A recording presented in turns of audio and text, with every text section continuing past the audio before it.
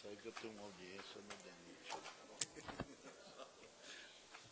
Eu tenho uma audiência no DENIT. Obrigado, meu irmão. Manda abraço.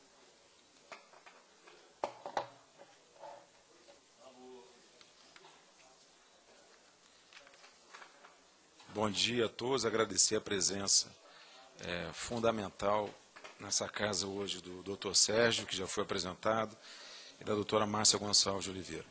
A finalidade dessa audiência pública é trazer à pauta o debate, o transtorno de déficit de atenção, que é uma situação, uma condição clínica que vem acometendo boa parte das crianças em idade escolar em todo o mundo, consequentemente também no Brasil. Essa Casa Legislativa tem por fim facilitar a vida da sociedade brasileira. E é em nome dessa possível facilidade que nós possamos iniciar e proporcionar a essas crianças, esses jovens, essas famílias, que hoje nós propomos essa audiência pública. Gostaria de agradecer mais uma vez aos presentes e solicitar ao doutor Sérgio que por 15 minutos, e se for mais necessário, mais tempo nós teremos, que possa nos oferecer os vossos conhecimentos. Muito obrigado.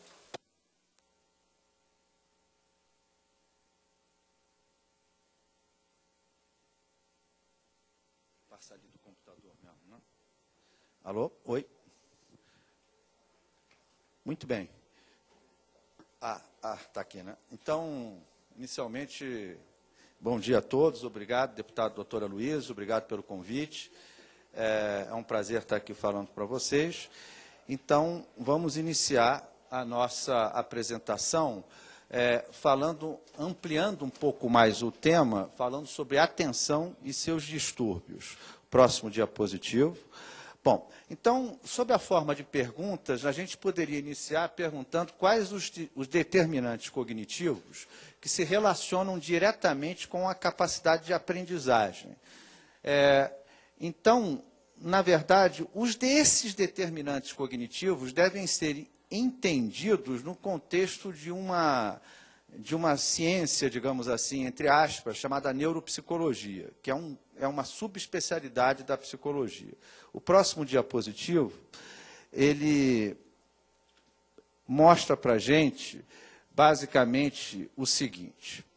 Para que a gente possa executar qualquer função mental superior, falar, assistir a uma aula, participar da audiência pública, etc., nós precisamos estar acordados. Isso certamente todos aqui no plenário estão acordados. Então, a gente tem que estar no que a gente chama de vigília. Tem que estar nisso aqui, tem que estar acordado. Uma vez que a gente está acordado, a gente deve ser capaz de selecionar qual o estímulo relevante entre todos os estímulos na sala, qual o estímulo é o mais relevante e ser capaz de manter o nosso foco naquele estímulo. Então, basicamente, essa é a definição de atenção. A definição de atenção é a capacidade que o nosso cérebro tem de escolher o estímulo adequado e mantê-lo focado. Então, nós podemos estar em vigília, mas não estarmos atentos. Podemos estar acordados sem estar atentos. Seja porque estamos com pensamentos internos, seja porque estamos se mexendo na carteira. Próximo diapositivo. Bom, então, estarmos acordados e atentos é o pré-requisito para que a gente possa aprender ou mudar o nosso comportamento. Agora, a gente já definiu o que é atenção, mas vamos transformar a atenção numa definição mais neurológica, mais biológica. Então, o que é atenção? Nós vamos definir e falar sobre quais as estruturas do nosso cérebro que estão relacionadas com essa capacidade que a gente tem de escolher o alvo, manter aquele alvo por algum tempo e apresentar uma resposta. Durante toda a nossa atividade consciente, precisamos tomar decisões, priorizar comportamentos e definir estratégias. Próximo. Então, como somos atingidos por estímulos externos e internos, precisamos ter a capacidade de selecionar dados relevantes, para que somente as informações essenciais cheguem aos nossos centros cerebrais superiores. Está acontecendo aqui nessa sala, nós estamos sendo acometidos de vários estímulos externos e internos, nós temos que selecionar aqueles que vão chegar até o nosso cérebro. Então, faz-se necessário um mecanismo neural que regule e focalize o organismo. Esse mecanismo é o que a gente chama de atenção. Próximo diapositivo. A gente sabe que o sistema atencional, ele hoje é composto por 3 grandes subsistemas. A orientação para o estímulo, por exemplo, eu estou orientando para o estímulo relevante agora, que é a minha apresentação.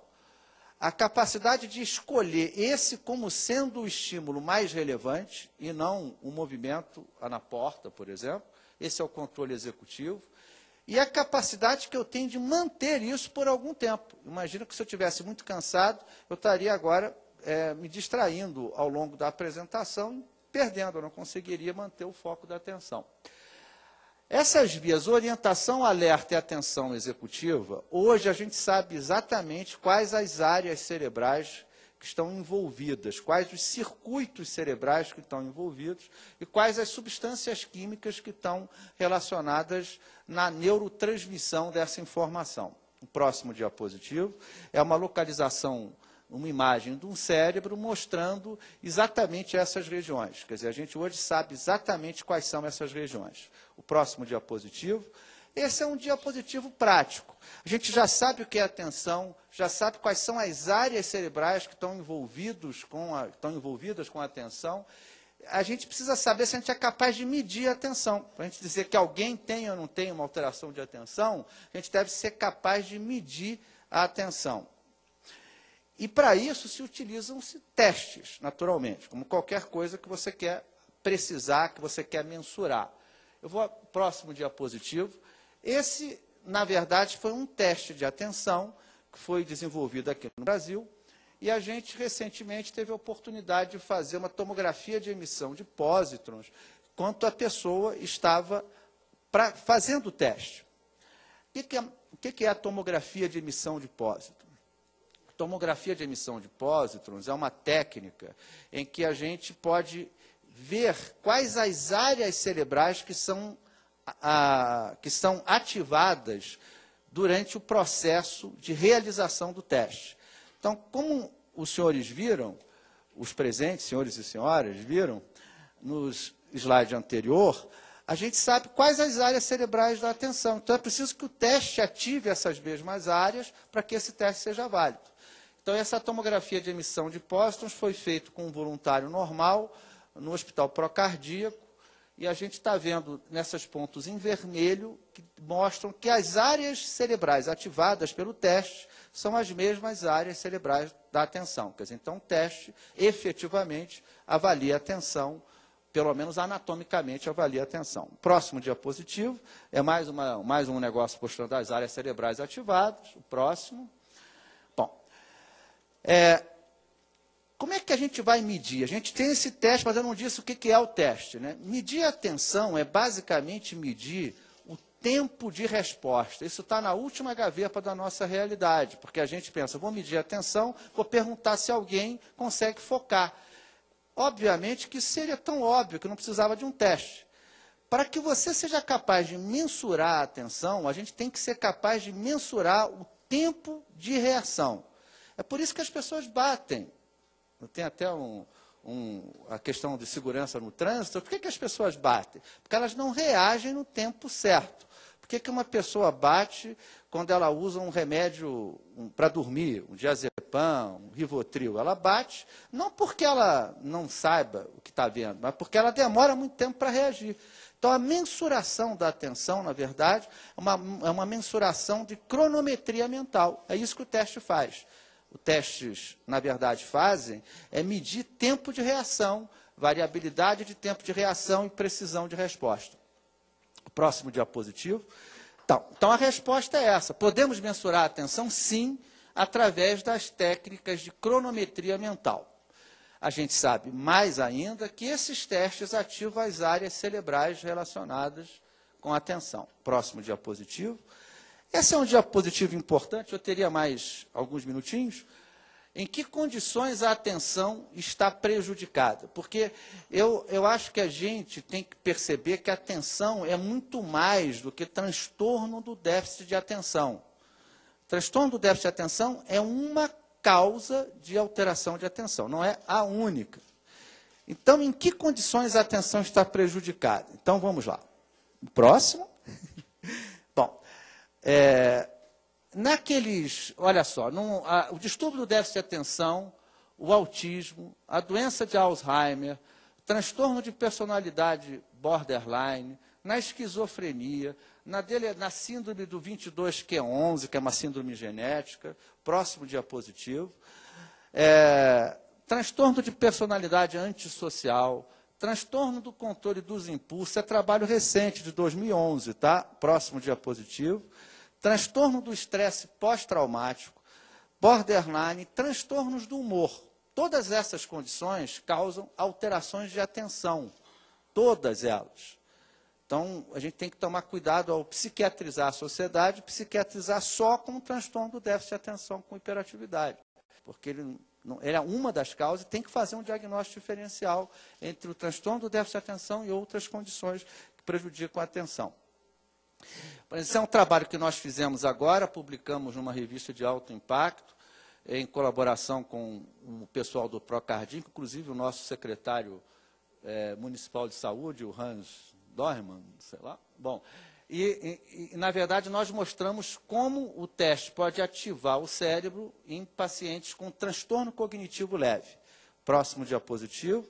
Outro fato interessante que altera a atenção, isso é um trabalho que nós fizemos com a Universidade Federal do Mato Grosso, colaboração com o Department, tem um nome bonito assim, Department of Environmental Health Science, Johns Hopkins University, bonito falar assim, né? Então, independente disso, é um trabalho que a gente mostrou como pequenas quantidades de mercúrio podem afetar a capacidade atencional de adultos que se alimentam do peixe cujo rio foi usado para o garimpo. Então, na verdade, isso foi feito em colaboração com a Fiocruz e se mostrou que pequenas doses de mercúrio são capazes de alterar os resultados objetivos no teste. Próximo diapositivo.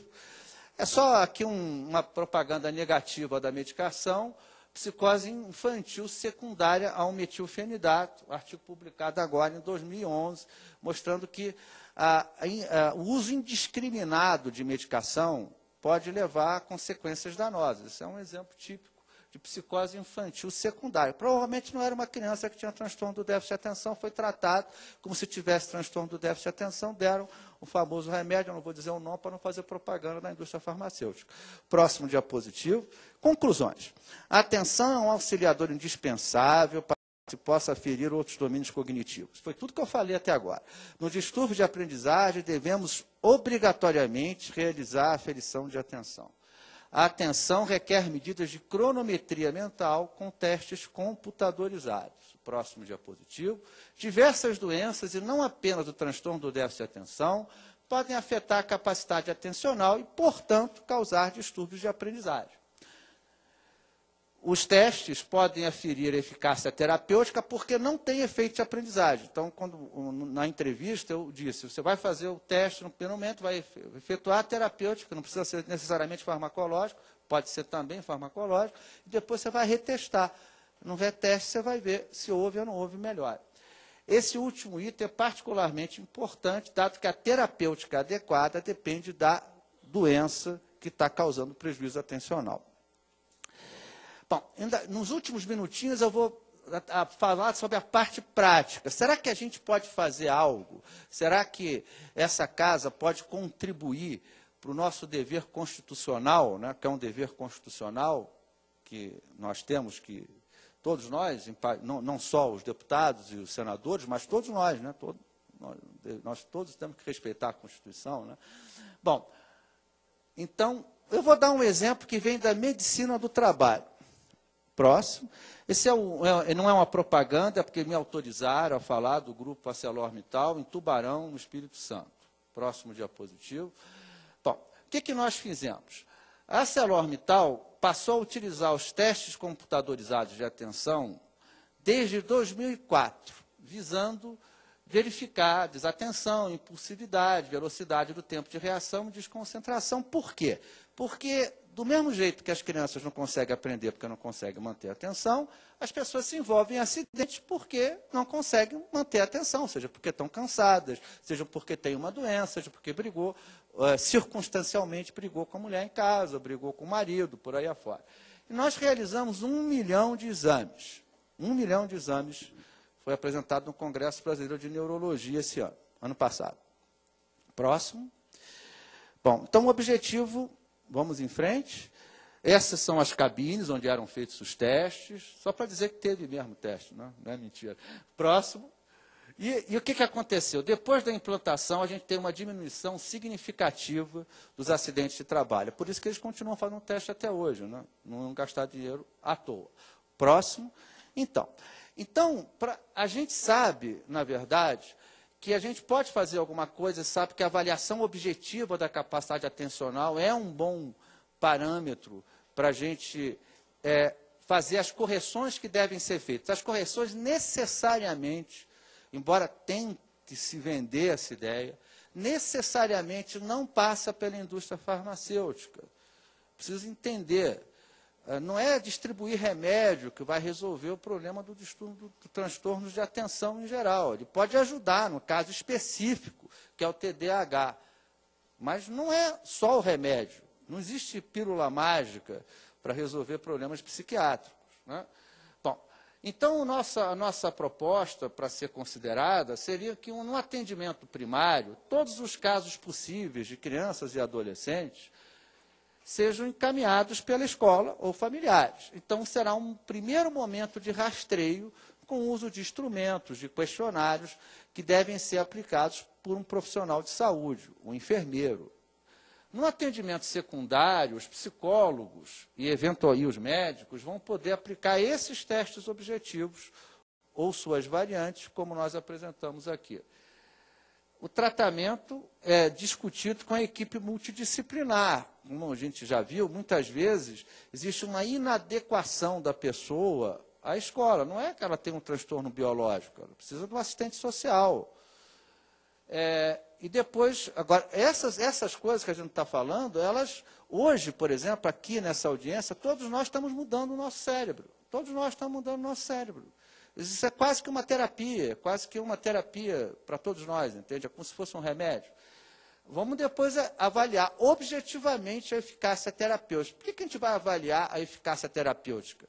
Porque se a criança, eu melhorei, as notas melhoraram, eu agora estou vivendo melhor, mas antes disso acontecer, as mudanças já são percebidas pelos testes objetivos.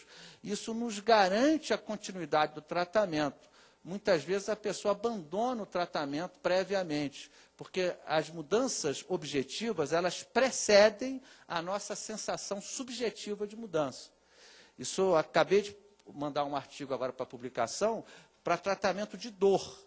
Antes que as pessoas percebam que a dor está melhorando pelo uso do fármaco, a pessoa já tem mudanças objetivas no seu tempo de reação. Porque a dor também afeta a atenção. Eu não falei aqui, porque eu não quis cansar demais você, mas quem tem dor crônica, fibromialgia, lombalgia crônica, dor neuropática, dor de origem maligna, tudo isso afeta a atenção. Imagina você está com dor, como é que você vai prestar atenção? Você não consegue prestar. Então, por isso que é importante avaliar a eficácia terapêutica. E, obviamente, a gente preconiza sempre a integração de todos os profissionais de saúde e de educação. O próximo diapositivo é para agradecer a vocês, a paciência que vocês tiveram comigo, agradecer ao doutor Aloysio por ter me concedido mais 7 minutinhos, e eu estou à disposição de todos vocês, se vocês desejarem perguntar alguma coisa, se eu puder ajudar. Né? Obrigado. Muito obrigado, doutor Sérgio, brilhante. Doutora Márcia Gonçalves Oliveira, representando agora a Anvisa. A senhora pode ficar à vontade, sem se preocupar muito com o tempo que nós estamos tendo disponível, tá bom?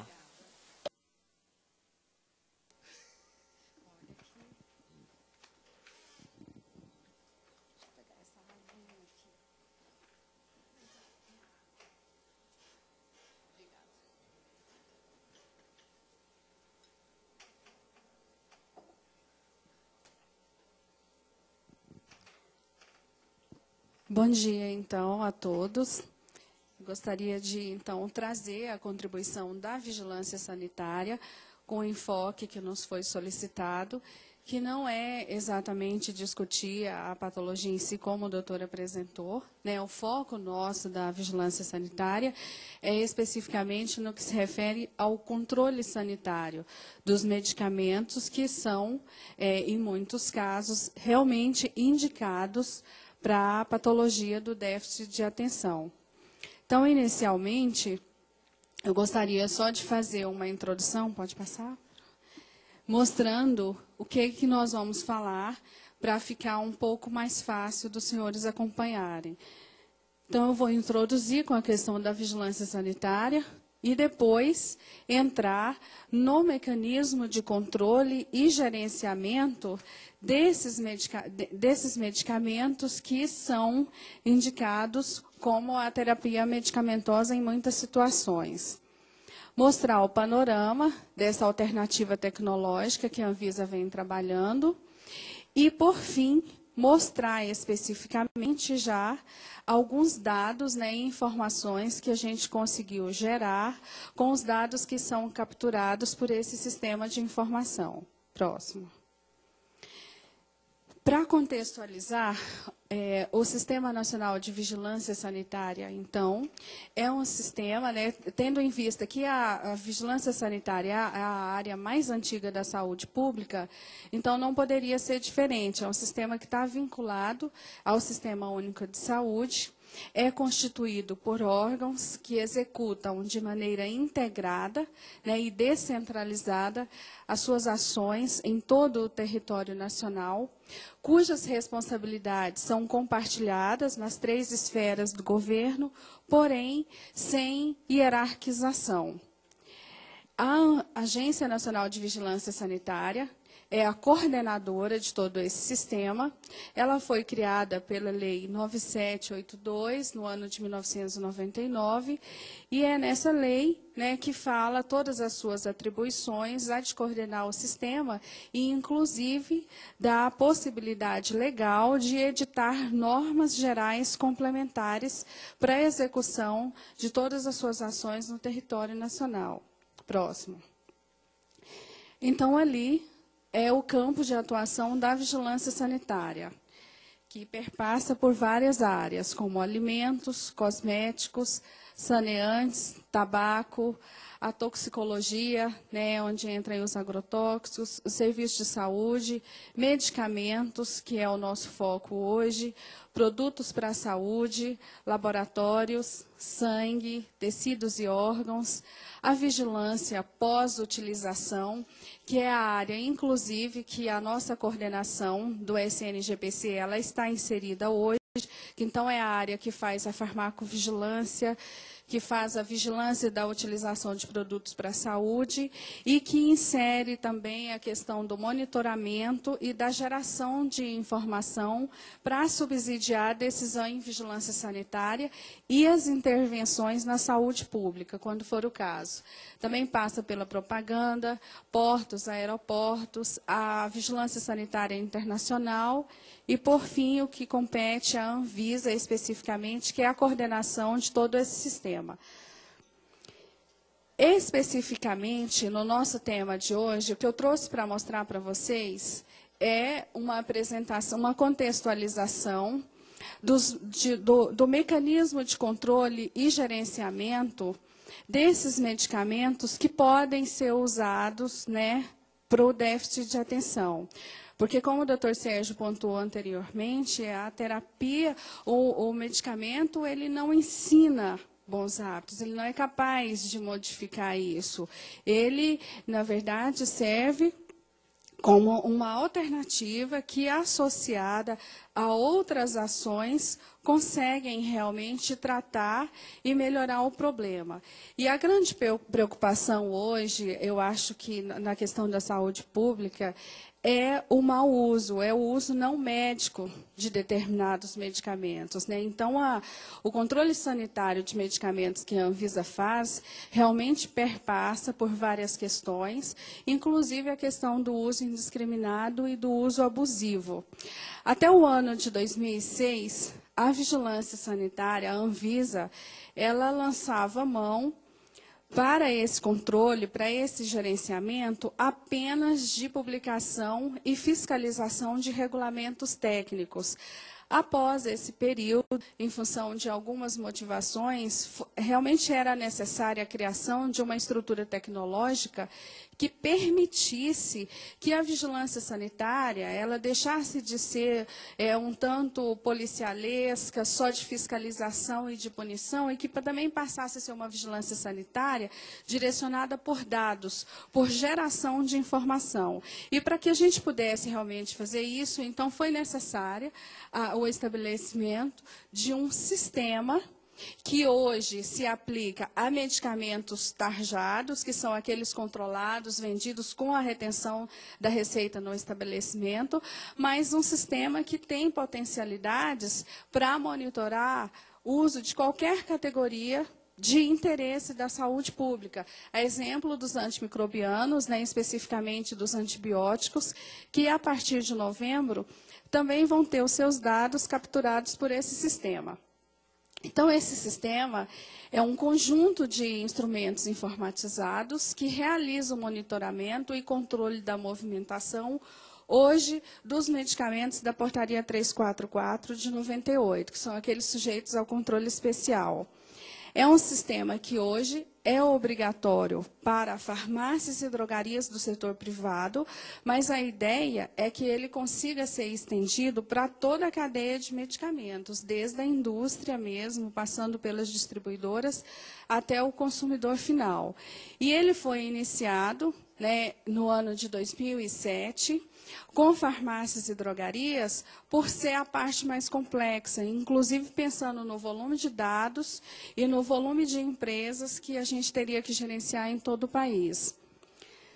Cujo arcabouço jurídico, então, já é a legislação vigente, que é a Portaria 344 de 98, a Resolução de Diretoria Colegiada 27 de 2007 e sua instrução normativa.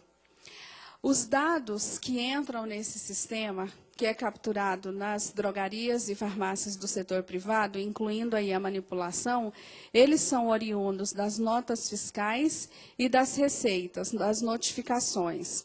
Então, o que ocorre é que antes esse controle ele era feito manualmente. Toda essa movimentação de entrada e saída desses produtos eram registradas em livros. Só que essa informação ela não chegava para o ente federal. Ou, quando chegava, era uma informação atrasada, porque se fazia apenas os balanços trimestrais ou anuais, e quando isso chegava para a Anvisa, já não era mais possível fazer uma intervenção no risco sanitário, porque a informação já estava velha. Agora, então, a gente tem essa informação praticamente em tempo real. Próximo, por favor. Bom, aqui é claro que a gente trouxe para vocês, resumidamente, um resumo das motivações que levaram, então, à criação dessa alternativa tecnológica.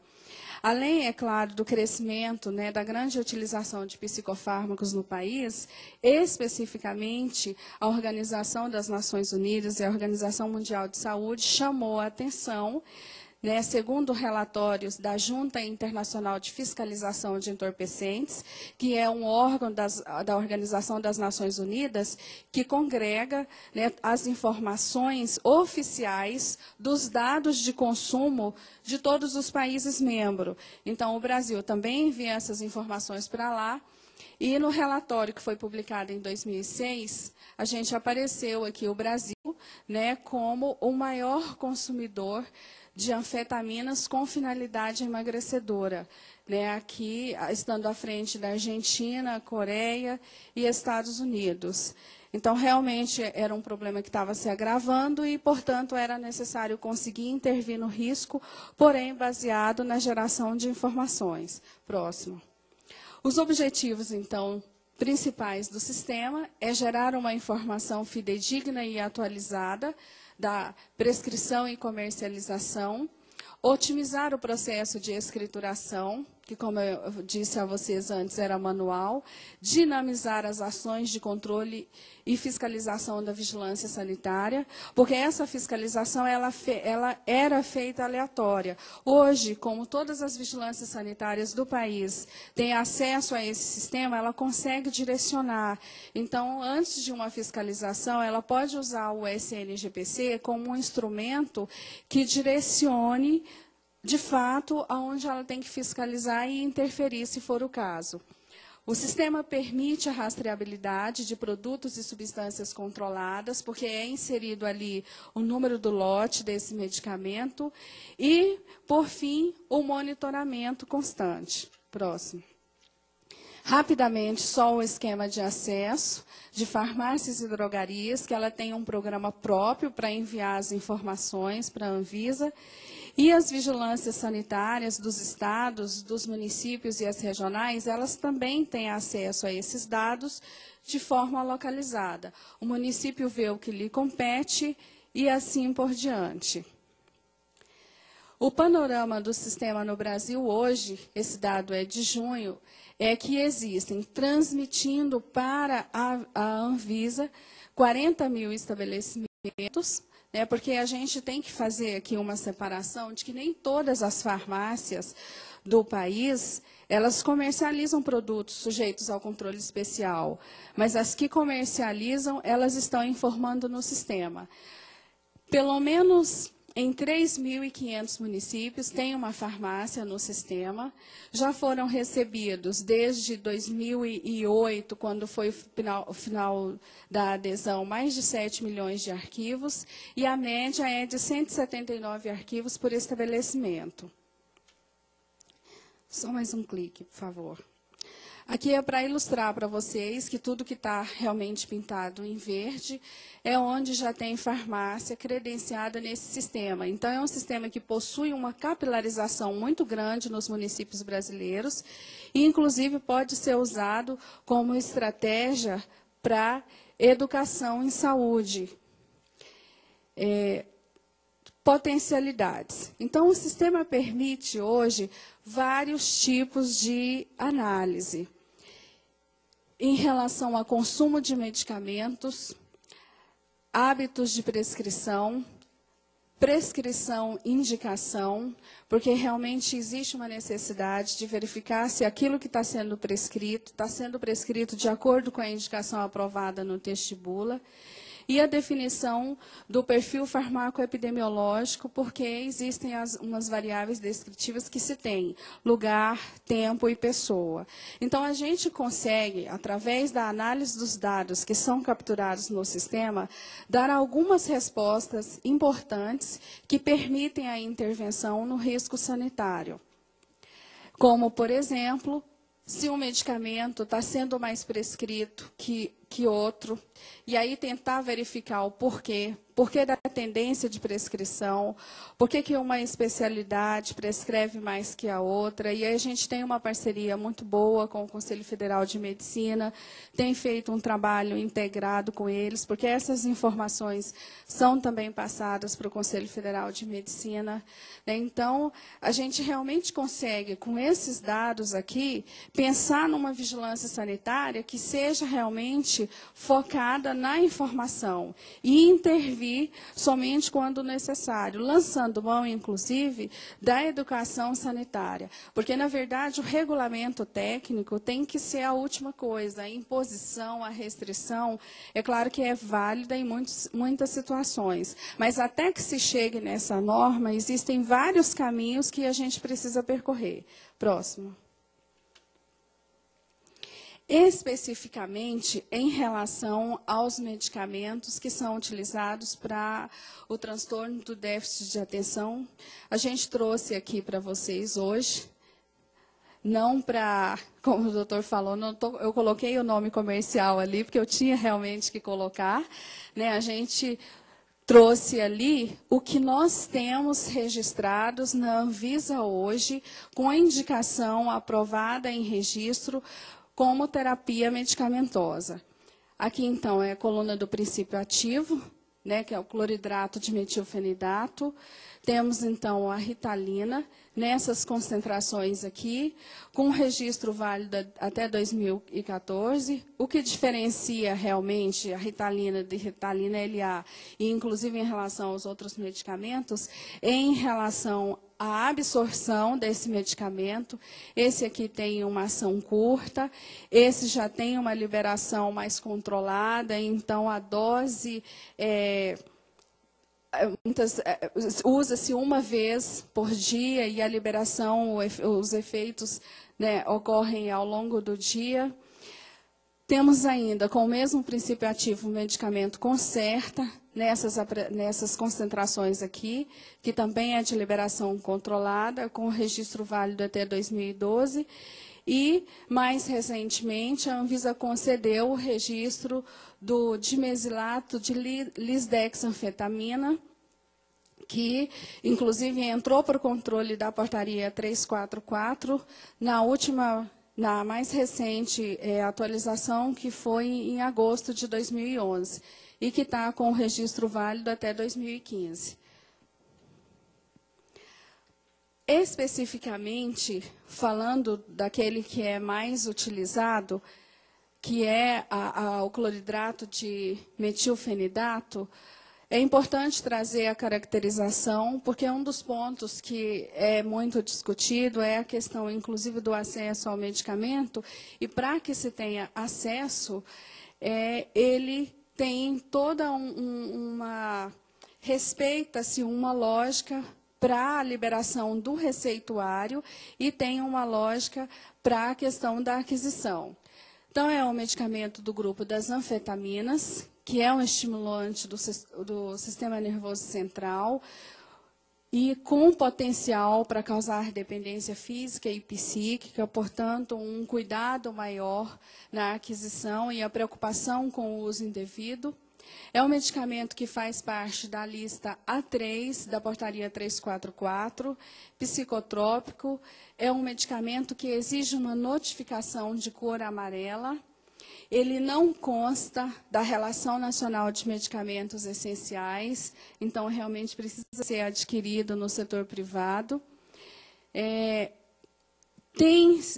Existem muitos estudos e uma preocupação desta casa, e uma preocupação, eu acho que muito relevante que a gente tem que ter em relação à crescente utilização e, em muitas situações, para o uso não médico.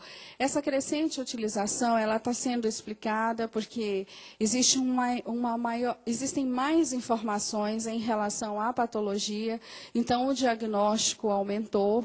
Mas também existe o autodiagnóstico, porque as pessoas começam a ler e, de repente, dizem, eu me enquadro, eu faço parte desse grupo que precisa tomar esse medicamento. Então, entra o autodiagnóstico, a publicidade e, aqui, as situações que é de grande preocupação do controle sanitário da Anvisa, porque existe uma divulgação grande de que esses medicamentos promovem o melhoramento cognitivo, né, o aprimoramento. Então, existem relatos de empresários, de estudantes, né, de pessoas que estão prestando concurso, que usam esse medicamento, né, o uso não médico, o uso indevido, para aprimoramento cognitivo. E ainda relatos do uso recreacional, que ele está sendo utilizado por jovens em festas. Então, a gente tem essa preocupação muito focada. O crescimento da produção nacional de 2002 a 2006 foi de 465%. Em 2000, 23 quilos, e em 2006, 226 quilos, segundo informações da própria Junta Internacional de Fiscalização de Entorpecentes. Esse aqui, especificamente, em relação ao medicamento Ritalina, que é responsável por 90% do mercado. Como eu havia falado, o SNGPC é um sistema recente que começou a capturar dados em meados de 2008. Então, os dados informados no sistema, no ano de 2009, é de 175 quilos e no ano de 2010, 261 quilos. Porém, somados aqui, o mesmo princípio ativo, mas os dois medicamentos que estavam disponíveis naquele momento. E segundo informação do último relatório anual da GIF, né, da ONU, o consumo mundial calculado da substância foi de 40 toneladas em 2009. Próximo. Então, esse é o modelo de notificação que se usa, né? O médico, então, tem que procurar a vigilância sanitária para ter acesso a essa notificação de receita. E o paciente consegue adquirir esse medicamento quando essa notificação está devidamente preenchida e ele se apresenta ao estabelecimento, né, ou responsável portando a identidade, o documento de identificação. Próximo.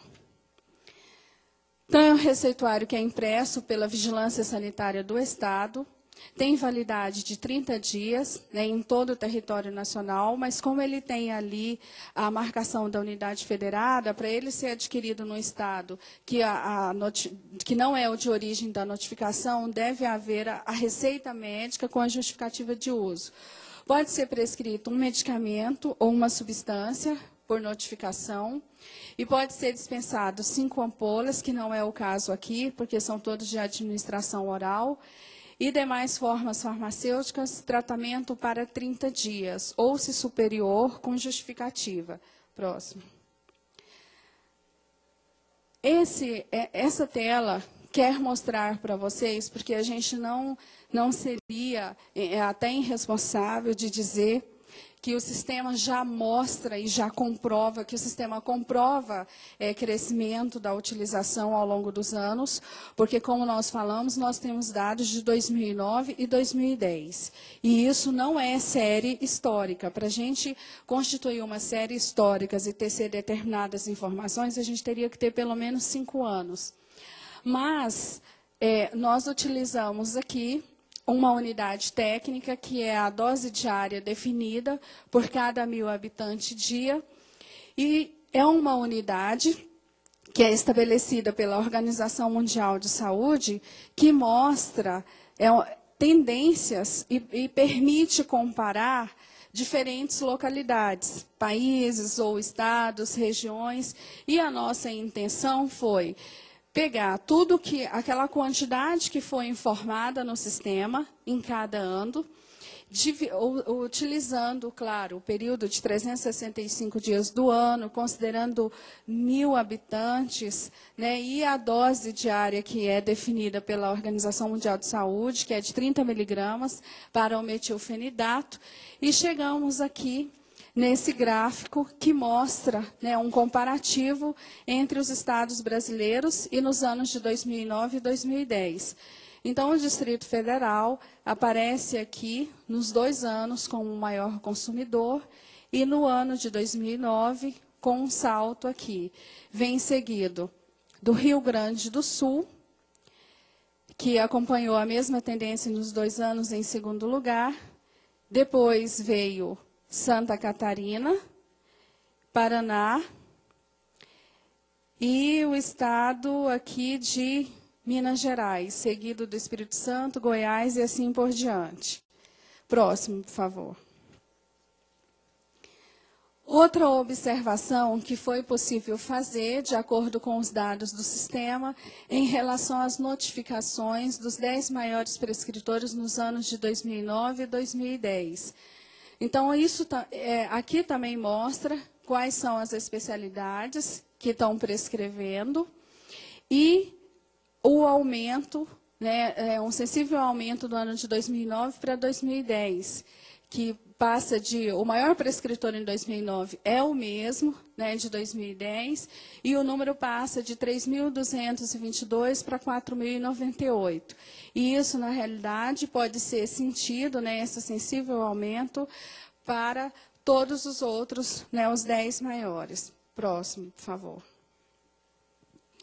Bom, diante de tudo isso que a gente falou, né, que eu já introduzi inicialmente, é que precisa haver realmente uma quebra de paradigma na vigilância sanitária e que a gente passe a fazer uma vigilância sanitária realmente baseada em estudos de utilização de medicamentos. E o sistema permite isso, né, para que a gente realmente possa intervir no risco sanitário aonde tem que intervir. Próximo, por favor.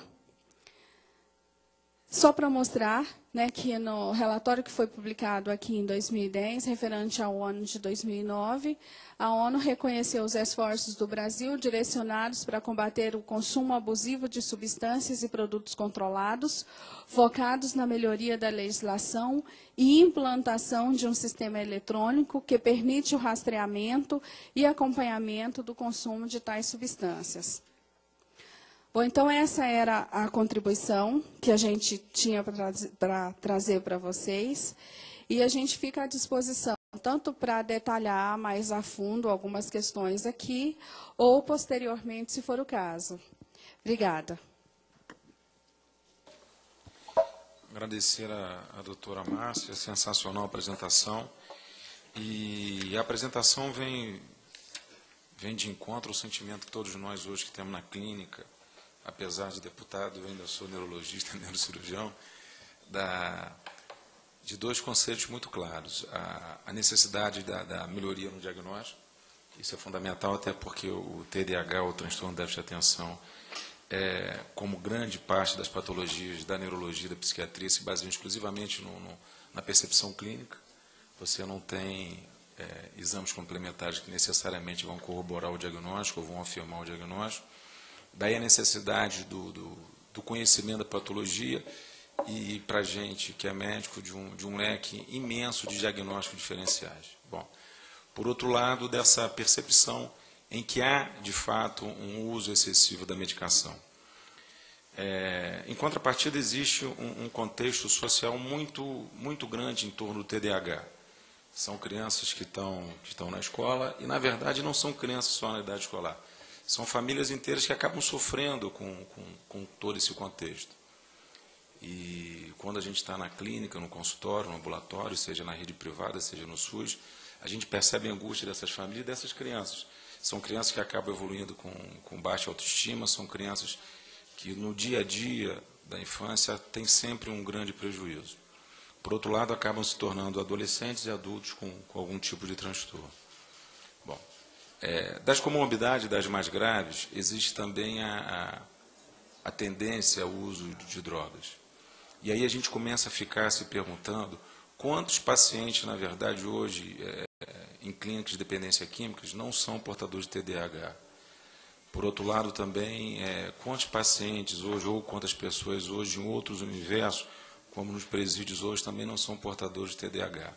Então, o que fazer para fazer com que haja um maior conhecimento da sociedade e da comunidade científica a respeito dessa situação clínica e como associar o nível educacional pedagógico e o nível da saúde pública? Bom, existem alguns dados, e isso foi bem colocado pela mídia, numa matéria da Folha de São Paulo, onde 75% das crianças e adolescentes brasileiros que tomam remédio para o déficit de atenção não tiveram o diagnóstico correto.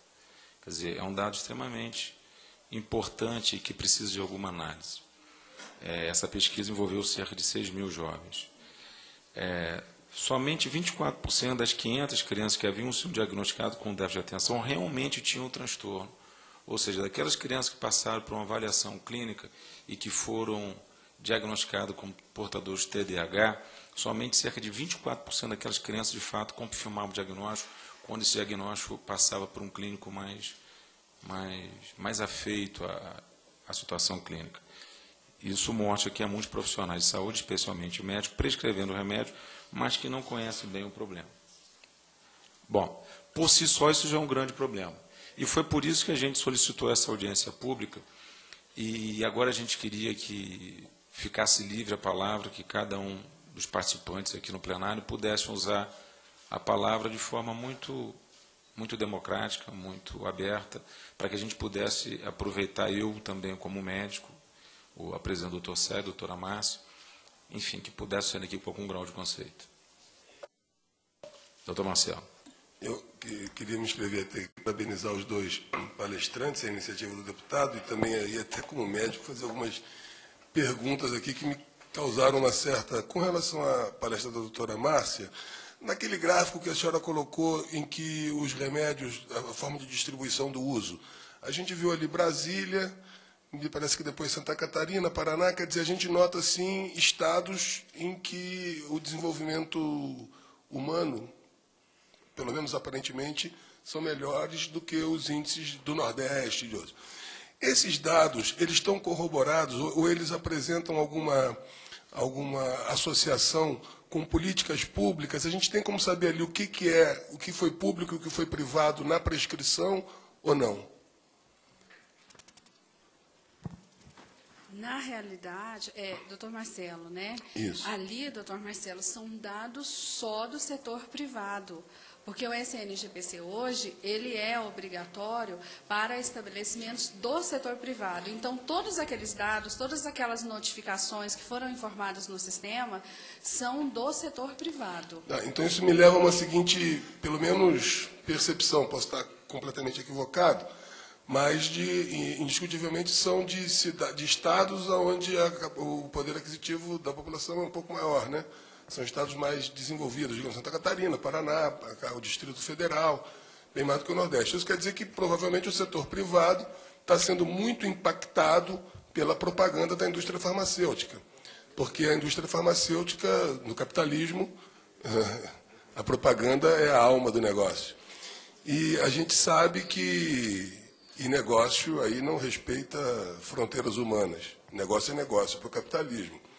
Então, esses estados devem estar sendo mais bem impactados pela propaganda, provavelmente do laboratório. E aí a minha pergunta que se faz é a seguinte, eu não sei se foi a Anvisa, eu acredito que tenha sido, mas nós já conseguimos diminuir muito aquela propaganda que se faz com os médicos, né, aquela distribuição, mas sob a justificativa de que, na realidade, aquela distribuição de remédio aos médicos nos hospitais acabava impactando no preço final do medicamento. Então, a gente diminuiu a propaganda dos remédios para também diminuir, teoricamente, o custo do medicamento, que efetivamente não se comprovou, mas, enfim, teria sido. Qual a possibilidade da Anvisa de regular um pouco mais também esta propaganda, que é uma propaganda muito dirigida para a classe, e a gente sofre o impacto dela constantemente, e mesmo quem não é da especialidade sofre, diz assim, você não quer um remedinho ali para aquela... A gente, às vezes, até pede também, Então, como é que a Anvisa poderia, talvez, trabalhar? Porque é um dado que estoura. São os estados que têm mais poder aquisitivo e que, com certeza, devem estar sendo maior alvo da propaganda. Como é que a Anvisa pode ajudar a regular essa propaganda, sabendo que nós vivemos num país onde a propaganda é a alma do negócio, né? Porque eu acredito que seja isso um dos fatores que leve a esse aumento exponencial do consumo nos estados mais bem desenvolvidos. Se haveria essa possibilidade. Doutor Marcelo, assim, na realidade, a gente tem que pensar nessa propaganda olhando dois focos. Porque, diferentemente eu não sou da área de propaganda, primeiro só queria deixar isso claro, né, mas a gente trabalha em sintonia, e assim, especificamente em relação à propaganda médica e à propaganda que é dirigida ao público, o senhor com certeza tem acompanhado, participado e ajudado, a Anvisa tem feito um trabalho muito sério em relação a essa questão da propaganda. Então, isso tem melhorado. Inclusive, aqueles medicamentos que são de venda livre, que são os únicos que se pode realmente, por exemplo, fazer propaganda direta ao consumidor final na televisão, isso tem mudado, tem diminuído, tem melhorado as frases de alerta que aparecem e também tem se fechado um pouco mais o cerco com relação à propaganda que é dirigida à classe prescritora. Então, por enquanto, a Anvisa já faz isso, né? Ela tem feito, está trabalhando para poder restringir cada vez mais. E a gente, nesse caso específico aqui, a gente tem que fazer uma diferenciação. Quando nós estávamos estudando, preparando para essa audiência, nós pegamos vários artigos, que com certeza é do conhecimento de alguns aqui, que falam, por exemplo, da diferença que tem entre a propaganda que se faz aqui e a propaganda que se faz nos Estados Unidos. Esses medicamentos usados para esse transtorno, por exemplo, tem propaganda direta ao consumidor nos Estados Unidos, mas isso não ocorre aqui no Brasil. Para o paciente, de uma forma geral, isso não ocorre. O que a gente tem observado, por exemplo, nos jornais de grande circulação, é que alguns tem, e aí às vezes até cai como uma publicidade negativa do ponto de vista do controle sanitário, porque a partir do momento que se publica alertas que esse medicamento, que quando usado indevidamente, traz transtornos, efeitos colaterais muito sérios, mas ao mesmo tempo que se fala que ele é usado para melhoramento do aprimoramento, né, para aprimoramento cognitivo, então, para aquelas pessoas, às vezes, que têm um poder aquisitivo maior, ela mesma procura, ela mesma se autodiagnostica, eu me encaixo nessa faixa e procura, né, o atendimento médico. E aí recai naquele caso que a doutora Luiza acabou de falar, né, do diagnóstico, das deficiências que a gente ainda tem no diagnóstico. A gente mesmo tem a formação, acaba dando a receita, é um pouco complicado, mas isso vem com o que o doutor Sérgio falou da questão da psicose infantil, um trabalho recente de 2011, apontado por ele ali. Claro. E eu só falei isso porque a gente tem uma clara... Rapidinho, só para terminar. Um claro aumento nos estados mais bem desenvolvidos. Então, agora, por outro lado, eu queria perguntar para o doutor Sérgio que, bom, enfim, a gente viu que existem vários problemas de atenção e que não necessariamente são transtornos de atenção e que a medicação talvez estivesse até mais indicada para o transtorno do déficit de atenção como entidade patológica exclusiva. Talvez não seja indicada para o transtorno do humor, citado ali pelo Dr. Sérgio Smith. Então, eu acho que a gente... Como é que poderia se fazer, doutor Sérgio, e esse é o nosso maior problema na clínica, e quando a gente pensa em políticas públicas para um país continental como o Brasil, como que nós podemos enfrentar a tarefa de oferecer, agora já nem mais o diagnóstico, mas o diagnóstico diferencial, uma vez que a senhora também colocou que muitos pacientes tratados não deveriam ter sido tratados com esse medicamento, porque provavelmente não tinham transtorno do déficit de atenção e tão somente déficit de atenção. E aí seria uma outra abordagem, um outro acolhimento. Então, se existiria aí, como que se pode oferecer esse diagnóstico diferencial, e já nem mais o diagnóstico, claro que o diagnóstico primário necessário, mas...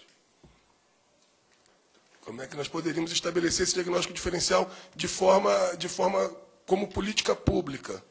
Qual a possibilidade de se estabelecer isso de uma forma que seja factível para que o poder público possa oferecer?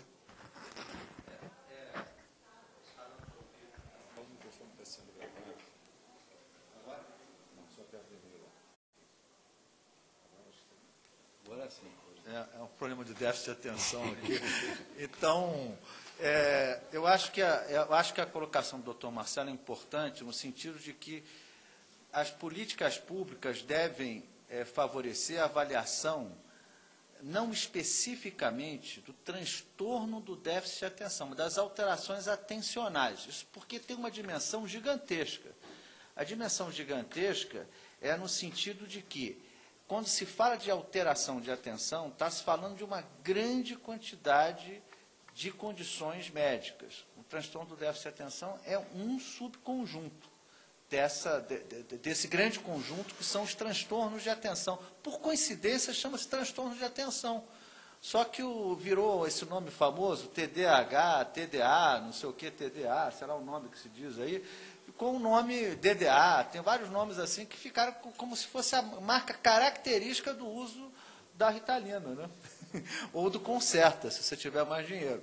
Mas, como o doutor Aloysio falou, pelo menos um grande percentual dessas crianças, desses pacientes, ou dessas pessoas, não tem esse transtorno do déficit de atenção. Para fazer o diagnóstico diferencial, além, evidentemente, da clínica, como eu disse, existem as avaliações objetivas de atenção. Essas avaliações objetivas de atenção mostram determinadas peculiaridades. Por exemplo, uma pessoa que tem um transtorno bipolar do humor terá uma tendência maior de apresentar um maior número de erros no teste objetivo, sem uma alteração significativa no tempo de reação. Já a pessoa com um transtorno do déficit de atenção com hiperatividade vai ter o erro, mas vai ser muito mais rápido, porque a impulsividade é que vai dominar. Isso fazendo assim, superficialmente. Então, a avaliação objetiva, ela contribui de uma maneira significativa para o diagnóstico diferencial e permite a gente evitar essa utilização exagerada do metilfenidato como uma alternativa para todos os transtornos de atenção, porque ele é uma alternativa para o transtorno do déficit de atenção, especificamente, mas não para todos os transtornos de atenção. Então, a avaliação objetiva inserida dentro das políticas públicas, eu acho que ajudaria muito nesse contexto do diagnóstico diferencial. Então, só para reforçar, existiria a possibilidade dentro do teste de você captar, por exemplo, impulsividade, e isso dá um certo... Doutor Marcelo, uma certa é diferença. porque essa casa é uma casa democrática, outras pessoas querem usar a palavra. Doutor José Miguel, psiquiatra aqui de Brasília, por gentileza. Eu fico muito preocupado, né, porque eu acho que a gente está fugindo aqui do debate. O que me interessa aqui é o TDAH, as repercussões clínicas do TDAH, como nós vamos oferecer atendimento adequado às crianças portadoras de TDAH, a fim de que a gente possa garantir a essas crianças um futuro minimamente adequado. Quem conhece TDAH sabe que 40% das crianças portadoras de TDAH vão evoluir para dependência química e criminalidade.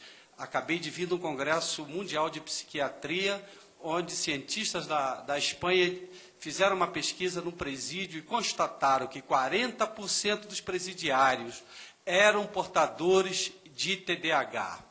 Nós temos que ter claro em mente que a doença TDAH, ela foi descrita pela primeira vez por um médico alemão em 1865, depois por um médico inglês em 1900. Em 1930, ela foi titulada como lesão cerebral mínima. Em 1994, ela foi aprovada pela Associação de Psiquiatria Americana como TDAH. O consenso mundial é que o tratamento do TDAH é multiprofissional. No entanto, o uso de metilfenidato é obrigatório no tratamento adequado de TDAH. Se existe uso inadequado, é outro problema. O que a gente não pode é alimentar o medo do imaginário da população, o preconceito da população, a ignorância da população, onde os pais, o filho com diagnóstico de TDAH, recusam medicar os seus filhos, expondo essa criança a todos os danos que a doença poderá, com certeza, acarretar para essa criança. Evidentemente, o TDAH é uma doença onde a comorbidade com outra é a regra. E as doenças comórbidas são depressão, transtorno de ansiedade e transtorno do humor bipolar, e transtorno antissocial. O psiquiatra está plenamente habilitado para fazer o diagnóstico diferencial. E é possível que essas duas doenças estejam juntas no mesmo paciente. Aconselha-se a tratar a outra doença, como, por exemplo, o transtorno do humor bipolar, estabilizar o humor e depois usar o metilfenidato, porque o metilfenidato pode provocar virada maníaca, que a gente chama. Na literatura médica não há casos, que me consta, de qualquer dependência química de metilfenidato. O que há é uso inadequado do metilfenidato. Por exemplo, o uso exagerado aqui em Brasília, para mim, não é estranho, porque aqui é a cidade dos concursos públicos. Então, as pessoas que têm poder aquisitivo compram o metilfenidato para melhorar a sua capacidade cognitiva. É corrente aqui em Brasília o uso do metilfenidato para melhorar a capacidade cognitiva, mas nós não estamos falando disso. Nós estamos falando de 6% das crianças em idade escolar, crianças da rede pública que não têm acesso a um tratamento adequado, e essas crianças, se não tratadas, ou se tratadas, a gente vai mudar a história da vida dessa criança, e a gente tem responsabilidade com isso. O que eu quero sair daqui sabendo é qual será a política pública implementada por essa casa, pelo governo brasileiro, para oferecer a essas crianças o tratamento adequado que essas crianças merecem. Porque, caso contrário, ou a gente vai mandar essa criança para uma universidade e desenvolver toda a sua potencialidade, ou essa criança vai para um presídio desse aí do Brasil. A gente não pode, se a gente não faz nada agora, daqui a 20 anos, uma criança portadora de TDAH botar um revólver na minha cabeça, porque há altos índices de criminalidade em crianças portadoras de TDAH. Muito obrigado. Doutor Sérgio, quer se manifestar?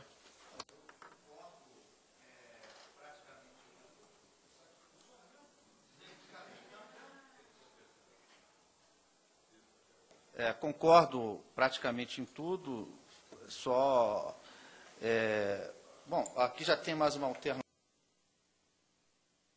Concordo, tá ligado? Concordo praticamente em tudo. Acho que as ofensas criminais são 20 vezes maiores em portadores de transtorno do déficit de atenção com hiperatividade. Não há a menor dúvida que não só a parte de ofensas criminais, como também o isolamento social dentro da escola, pelo desempenho aquém da capacidade cognitiva. Tenho só o fato a ponderar que não são só comorbidades. Existem crianças que não têm transtorno do déficit de atenção e hiperatividade, que são bipolares, que são deprimidos, como o senhor é psiquiatra, sabe perfeitamente isso. Então, elas não são TDAH. Então, isso existe. Agora, existe muita comorbidade, como ele muito bem falou, se estabiliza o humor e, posteriormente, se usa o metilfenidato ou outras drogas. O metilfenidato é, de fato, a droga inicial de escolha, com um índice muito bom de sucesso terapêutico, em torno, acho que, de 80%. Chega a quase 80% de sucesso terapêutico. Mas concordo, portanto, que eu acho que tem que se estabelecer uma política. Essa política pública passa pelo tratamento farmacológico, mas não se exaure no tratamento farmacológico, como ele muito bem falou. Então, 100% de concordância.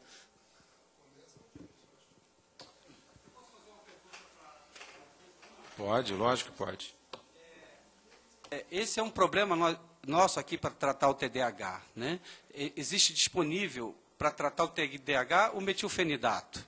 As outras substâncias que nós usamos, como a bupropiona, a imipramina, a venlafaxina, que são antidepressivos ou dopaminérgicos ou noradrenérgicos, a eficácia é muito pequena comparado com o metilfenidato. E a gente tem crianças que o uso do metilfenidato, às vezes, pelo efeito colateral do metilfenidato, como, por exemplo, criança com tique nervoso, piora o tique nervoso. E aí a gente tem que suspender o metilfenidato e aí a gente não tem mais como medicar essa criança.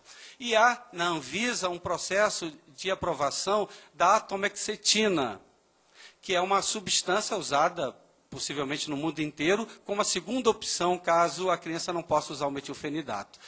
E me parece que está em processo de aprovação, de liberação e lançamento no mercado. Eu gostaria de saber se você tem alguma informação com relação a isso, porque a gente fica muito ansioso para se ter uma outra substância alternativa ao metilfenidato no tratamento das crianças portadoras de TDAH. Doutor Zé Miguel, quando eu fui fazer essa pesquisa, porque eu sou da área específica do gerenciamento mesmo, dos dados desses medicamentos.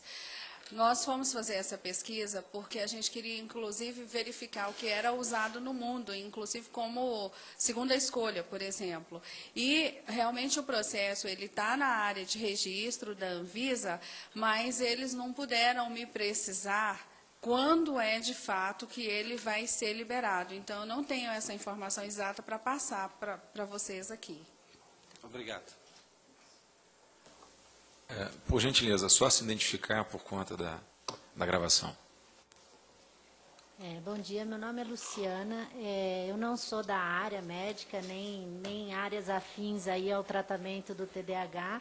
Eu sou mãe e mulher eu entendo que um diagnóstico de TDAH até então. Eu eu queria só... Tem algumas coisas, muitas coisas aqui que eu gostaria de colocar, mas eu não quero ser muito personalista nas perguntas. Mas eu queria só relatar algumas coisas em relação à convivência com...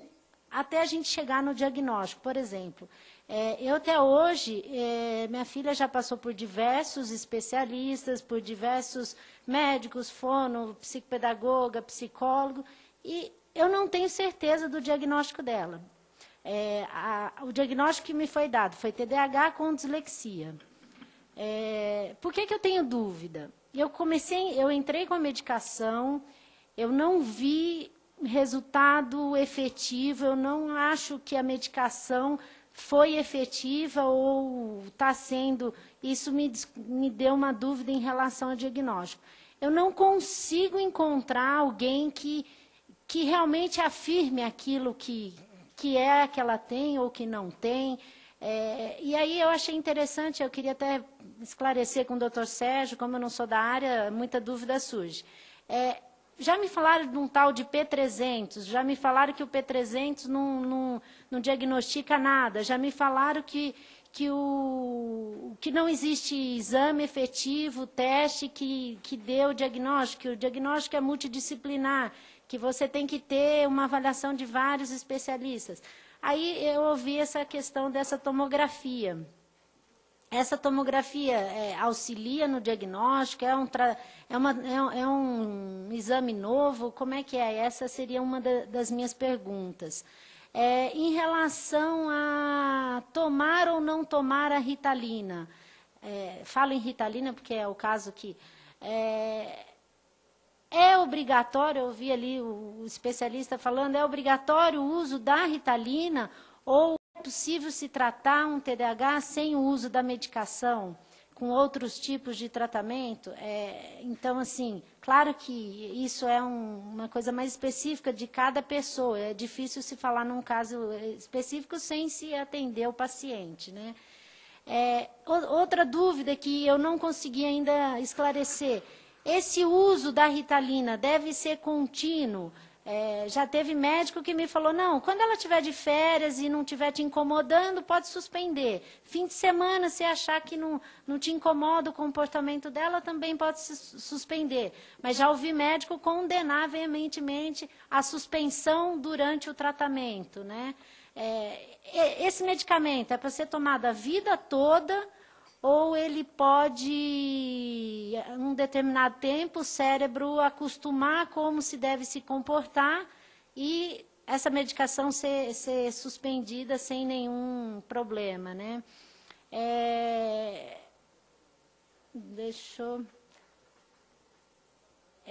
O hiperfoco, já me falaram que o TDAH tem essa questão do hiperfoco.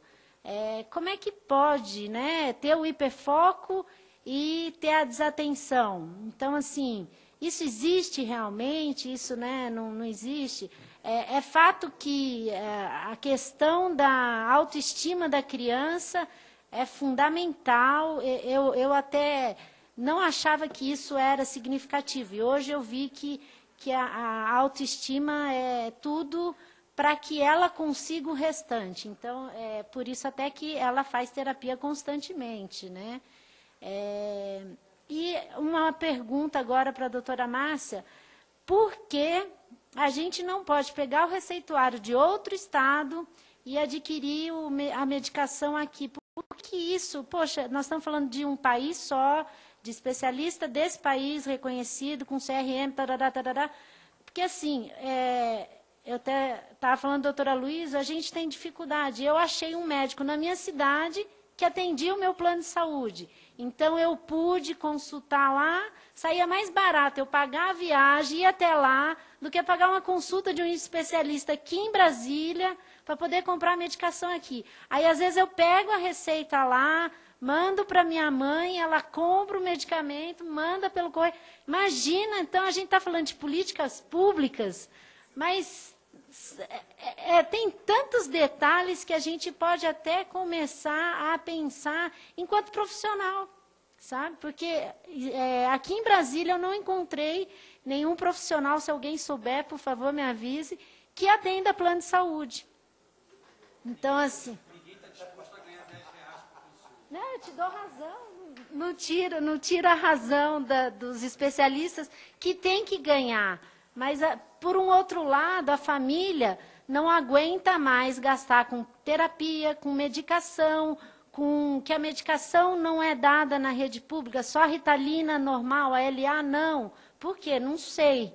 Entendeu? Aí o médico receita a LA, você não pode pegar na rede pública porque não... Né? Então, assim, como é que se trabalha, né? Vamos falar, hoje eu falo que a classe média ela é a classe mais escorraçada do país. Por quê? Ou você é pobre e vai atrás de tudo que o governo pode te dar, ou você é rico e tem o que você precisa. Porque se você é classe média, você é só pena, né? Desculpa o desabafo aí. Doutor Sérgio, depois do Márcio, por gentileza. Bom, são dezenas de perguntas. O doutor Luiz não vai ficar irritado se eu demorar, para o doutor Miguel ter a oportunidade de dar uma parte aqui. Bom, começando com as perguntas, vamos só em relação ao P300. O P300 é uma, para quem não está familiarizado, é uma técnica neurofisiológica em que você verifica uma alteração nos potenciais evocados. O problema de todos, quer dizer, de uma maneira geral, não há consenso de que o P300 sirva para o diagnóstico, nem o P300, nem o N400, nenhum desses potenciais evocados. Eles têm uma utilidade, mas do ponto de vista técnico é muito difícil de realizar potencial evocado. Para começar, você tem que ter um bom aterramento. E pouquíssimos lugares têm um bom aterramento para você fazer um simples eletroencéfalo, que não dizer um potencial evocado. Então, o P300 ele tem esse inconveniente. Não é uma ferramenta a mais, pode ser, se bem utilizada, ela pode ajudar no diagnóstico, mas é claro que ela não fecha o diagnóstico. Com relação à tomografia por emissão de pósitos, é totalmente proibitiva para a população, primeiro porque é muito cara, e segundo, porque ela envolve a utilização de material radioativo, é a glicose marcada, glicose radioativa, fluordeoxiglicose. Ela pode vir a ter um papel em pesquisa, como eu apresentei. Aqueles são dados que eu mesmo fiz o PET, mais de 40 pacientes, inclusive com TDAH. Então, em relação à questão da Ritalina, se a pessoa tem ou não tem, se é ou não o padrão ouro, o metilfenidato continua sendo o padrão ouro. Claro que tem a tometoxina, que ele acabou de comentar, que está em processo de registro, tem outras drogas. O padrão ouro, o tratamento de quem tem transtorno do déficit de atenção, é o metilfenidato, não há dúvida. A grande questão é que muitas vezes a gente não encontra a dose eficaz. Daí, mais uma vez, eu não usaria o P300 para encontrar a dose eficaz, porque tecnicamente é muito difícil, mas eu usaria, também, claro que eu não faria o PET, mas, porque o PET é proibitivo, até do ponto de vista ético, você fazer uma substância radioativa numa pessoa, botar no tomógrafo, e se você falou da classe média, então é totalmente proibitivo pelo custo, né? E em relação, então, à dose eficaz da Ritalina, o bom padrão é o teste computadorizado de atenção. A gente tem essa experiência, tem mais de 1 milhão de testes feitos nos trabalhadores e pelo menos uns 250 mil testes já feitos aqui ao longo do Brasil inteiro. Então, a gente sabe que a dose certa da Ritalina pode ser calibrada com o uso do teste. É muito melhor usar o teste do que esperar a resposta terapêutica. Então, às vezes, a Ritalina não faz o efeito que a gente espera que ela faça, porque está usando uma dose excessiva ou uma dose menor. Então, tem que se ajustar, calibrar a dose da Ritalina.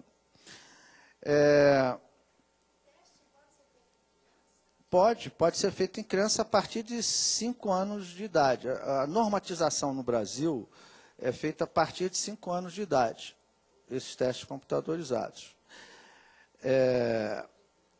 Então, em relação ao fato dela ter dislexia, junto com é uma comorbidade importante, quer dizer, o doutor Miguel se concentrou mais nas comorbidades da esfera psiquiátrica, como depressão, transtorno bipolar do humor, mas a dislexia e a descalculia, que são alterações específicas de matemática, elas acompanham com muita frequência o transtorno do déficit de atenção. Evidentemente, a nossa expectativa é que haja uma melhora com o uso do metilfenidato.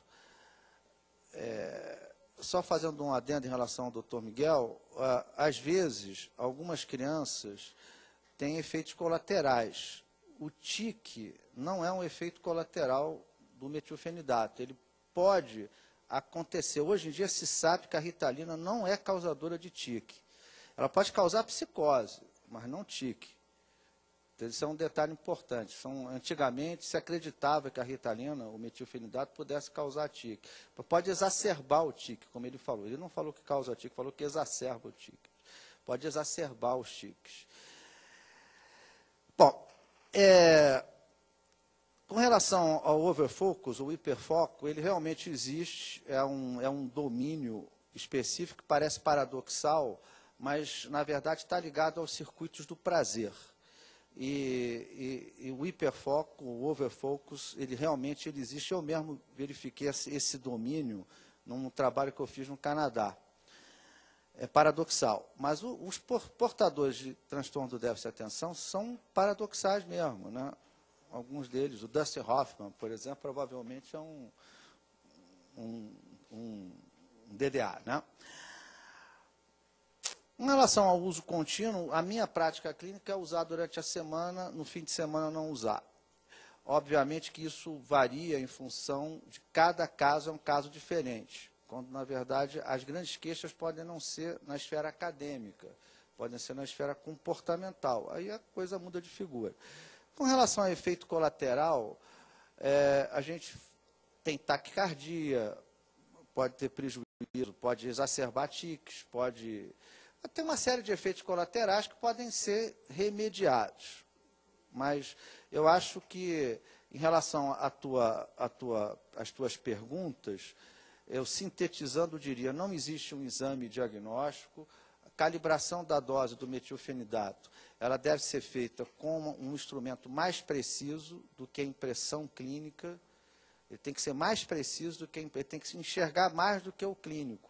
Porque você tem que calibrar a dose e, para isso, realmente, as medidas de tempo de reação são adequadas. Não preconizo o uso do P300, embora acho que possa ter alguma utilidade, o PET nem se fala. Eu acho que o teste computadorizado é um bom indício para calcular a dose. De fato, a Ritalina é padrão ouro para tratamento. Você fez uma pergunta, que é uma pergunta muito provocante, se você pode tratar sem usar a medicação. A resposta é pode. Não é uma boa prática, mas pode. Tem gente nos Estados Unidos que organiza câmera, barulhinho para acordar o sujeito, mas é muito caro. Mas tem alguns psicólogos que advogam que não se deve usar o metilfenidato porque diminui o crescimento. Eu, particularmente, não concordo, até porque eu acho muito pouco prático. Mas já vi resposta terapêutica boa, com o tratamento só psicoterápico. Mas, de uma maneira geral, é muito difícil. Então, o fármaco é certamente um auxiliador, eu diria quase que indispensável. Não sei se eu respondi a todas as suas perguntas.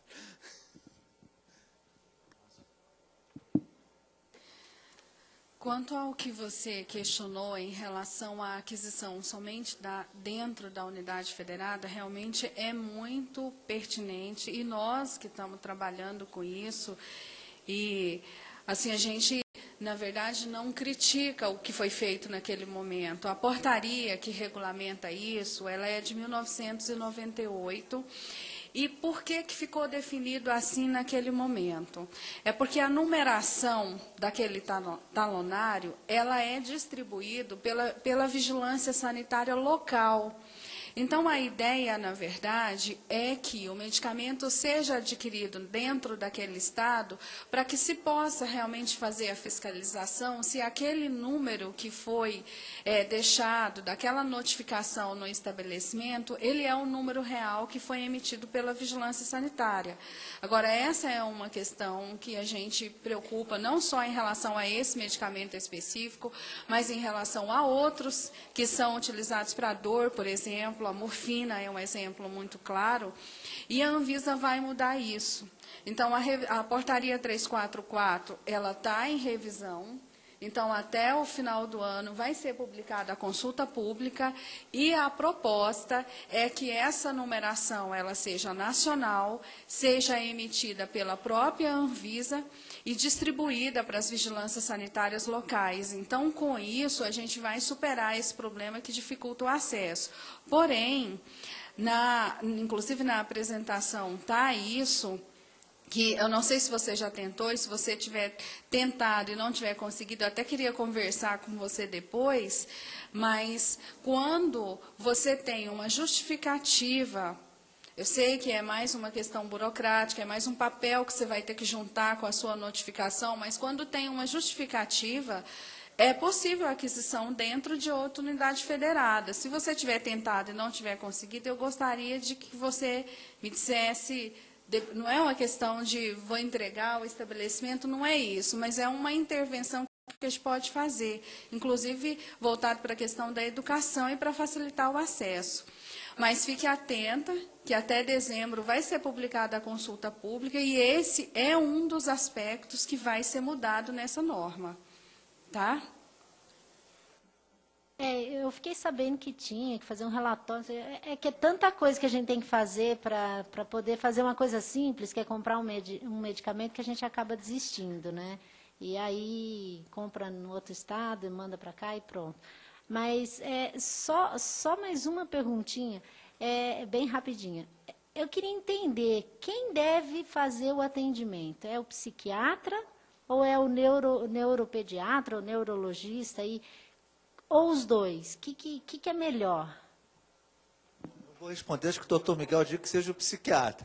Não, eu acho que tem que ser atendido pelo médico, e, na verdade, essa questão da especialização, subespecialização, é uma questão extremamente controversa. Obviamente que a pessoa que fez o treinamento em neurologia do comportamento, em psiquiatria, tem uma chance maior de fazer o diagnóstico correto, mas o médico deve ser capaz de fazer o primeiro atendimento, senão a gente tem que ter um especialista em TDAH para atender. Então, isso, além de ser inconstitucional, porque a garantia ao emprego é uma garantia constitucional, esse excesso de especializações e cursinhos, etc., tal, já está na hora da gente começar a entender que médico é médico, né? Então, ele tem que ter uma formação. Essa é uma doença que tem uma alta prevalência, tem consequências muito grandes. Não é só o TDAH, os transtornos de atenção de uma maneira geral. O TDAH é um deles. Então, o médico tem que ser treinado, que nem depressão. Depressão, acidente vascular cerebral é de neurologista? Não é. É tão frequente, o médico tem que saber. Obviamente que ele pode não ter o conhecimento quando a situação atinge dificuldades muito grandes no diagnóstico, tem que procurar. No seu caso, por exemplo, que tem dislexia, que tem outras comorbidades, é um caso, provavelmente tem que ser visto ou por um neurologista, ou por um psiquiatra, ou por alguém que tem experiência na área. Eu sou contra esse negócio de excesso de especialização, de curso para lá, curso para cá, exigência disso, além de ser inconstitucional. O Supremo já disse que não precisa ter diploma de jornalista, não é verdade? O deputado sabe disso. Sim, agora nós vamos ouvir aqui a nossa enfermeira. Não, meu nome é Doris, eu sou enfermeira da criança, já tenho 30 anos que trabalho com criança normal, né? Então, eu gostaria só de estar frisando e lembrando que antes da gente chegar ao TDAH, a criança, quando ela é colocada no seu desenvolvimento, lá no início, né? Lá no nosso pré-natal, depois essa criança nasce, depois ela tem o CD, né, que é o crescimento e desenvolvimento dessa criança, que é vista pelo Ministério da Saúde são preconizadas tanto consultas com a enfermeira e também com o pediatra, né? Então, a gente vem acompanhando essa criança e, logicamente, essa criança ela vai manifestando alguma coisa que não está muito adequada, entre aspas, criança normal, né? Então, eu acho que a política pública tem que estar voltando também essa questão de ver a criança lá atrás. A gente começar no CD, procurar fazer esse atendimento dessa criança mensalmente, ver a carteira, o cartão da criança, hoje a caderneta da criança, quando você faz uma leitura dela, você já vê várias coisas que o profissional que está atendendo essa criança lá na puericultura, lá no centro de saúde, a gente já vê todo o desenvolvimento que essa criança está apresentando adequadamente. Se a consulta pediátrica, a consulta médica do SUS não fosse de 10 minutos, a gente já tem escalas de desenvolvimento, onde a gente já vê nessa criança, quando se aplicada, quando o atendimento é adequado, a gente já vê que essa criança, ela já está manifestando algo diferente, onde que se perturba essa família, onde essa família vem sofrendo, né? Então, vem tudo isso, né? A coisa não é assim, essa criança com 10 anos apresenta TDAH, ou sei lá o quê. Então, a coisa já vem se mostrando lá atrás. Então, eu acho que essas políticas têm que estar voltadas principalmente para essa questão da assistência básica, desse CD que vem lá atrás. Aí vem acompanhando isso, né? A gente tem a gente faz esse acompanhamento de crianças, trabalhamos com o doutor Miguel no centro de saúde, onde a gente faz todo esse, aí, no caso, como você falou, a enfermeira, a gente pode fazer esse acolhimento dessa família e vai vendo, né? Até chegar a uma especialidade para que se detecte esse TDAH. Então, eu acho que a gente também tem muita coisa para a gente estar se fazendo nesse caminhar dessa criança, desde lá o pré-natal, tá? É essa a colocação que eu queria fazer. Muito bem. Alguém mais quer se manifestar, por gentileza? Só se identificar por conta da gravação. Meu nome é Marco Antônio, eu sou professor universitário, e o que me preocupa, é claro que essa audiência aqui, ela se justifica e me preocupa principalmente que num dia de quinta-feira nós tenhamos tido tão poucos parlamentares da Comissão de Seguridade Social. Porque esse problema é um problema que tem uma repercussão imensa nas escolas. Nós sabemos que o primeiro profissional, que vai, além dos pais, o primeiro profissional que vai lidar com o problema é o professor. É o professor. E o nosso professorado não tem condições de lidar com esse problema. Se outros profissionais não têm, você imagine numa sala de aula com 40, 50 alunos, aluno que apresente algumas dessas patologias, né?